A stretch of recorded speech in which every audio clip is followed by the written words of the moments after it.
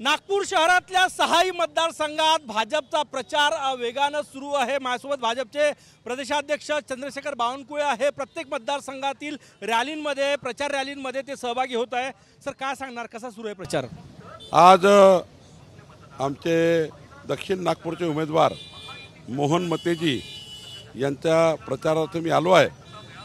संपूर्ण महाराष्ट्रामध्ये महायुतीच्या बाजूने वातावरण आहे आणि मला असं वाटतं की आमचं सरकार हे चांगल्या बहुमताने येईल।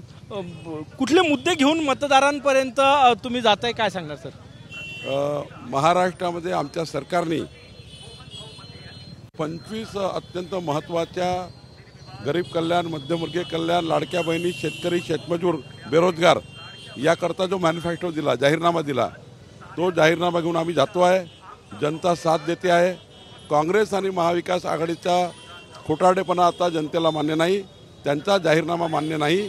आता आमचा जाहीरनामा हा जनतेला पटतो आहे आणि म्हणून जनता आम्हाला मत देईल। रोहित पवार असो किंवा नाना पटोले ते म्हणतात की महाविकास आघाडीचं सरकार येणार 23 तारखेला। मुंगेरी लाल के हसीन सपने बघताय।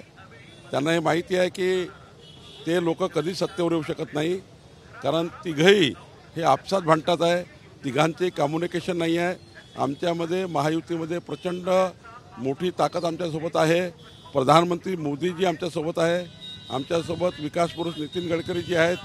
देश कल्याणाच्या, राष्ट्र कल्याणाच्या, महाराष्ट्र कल्याणाच्या योजना आमच्यासोबत आहे आणि आमच्याकडे मोठी शिदोरी आहे। ती शिदोरी घेऊन आम्ही घरोघरी जातो आहे। पंकजा मुंडे म्हटलं की बटोगे तो कटोगे, याची गरज महाराष्ट्रात नाही। आता पंकजा मुंडेंचा प्रचार करण्याचा भूमिका वेगळी आहे। त्यांनी त्यांच्या उद्देशाने बोललं, पण आमचे योगीजी असे म्हटले, हम एक है तो सेफ है, हम एक है तो सेफ है। ते बरोबर आहे, हम एक है तो सेफ है। या हिंदुस्थानातले सर्व जनता एकत्र असेल तर सेफ राहील, नाही तर पाकिस्तानसारखे आक्रमण होतात। पाकिस्तानी लोक या ठिकाणी कारवाया करतात, पाकिस्तानी विचाराचे लोक त्या ठिकाणी गोंधळ निर्माण करतात, समाजात तेढ निर्माण करतात। त्यामुळं हम एक है तो सेफ है असं म्हटलं आहे। तुम्ही प्रदेशाध्यक्ष म्हणून किती सभा रोज घेतात, कसं शेड्यूल आहे तुम्ही? मी या संपूर्ण निवडणुकीचं जे आमचं मॅनेजमेंट आहे ते आम्ही करतो आहे। मोठ्या प्रमाणात सभा होत आहे। माननीय मोदीजी 8 सभा घेत आहे, अमित भाई 22 सभा घेत आहे, देवेंद्रजी, नितीनजी त्या ठिकाणी महाराष्ट्रभर फिरत आहे। संपूर्ण चांगल्या पद्धतीचं या निवडणुकीचं मॅनेजमेंट हे महत्त्वाचं आहे।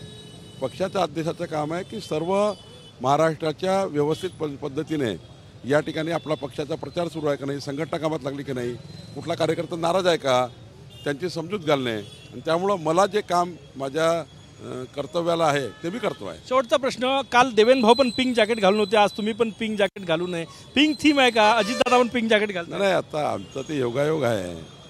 आमच्याकडे जे जॅकेट आहे ते आम्ही घालतो, पण ठरवून घालत नाही। खूप खूप धन्यवाद। कॅमेरामॅन सचिन सायांचं, गजानन नुमाटे, TV9 मराठी, नागपूर।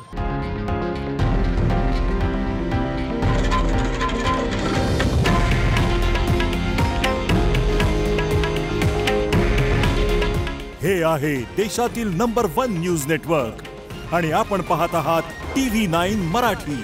काळजी तुमची, हित महाराष्ट्राचं।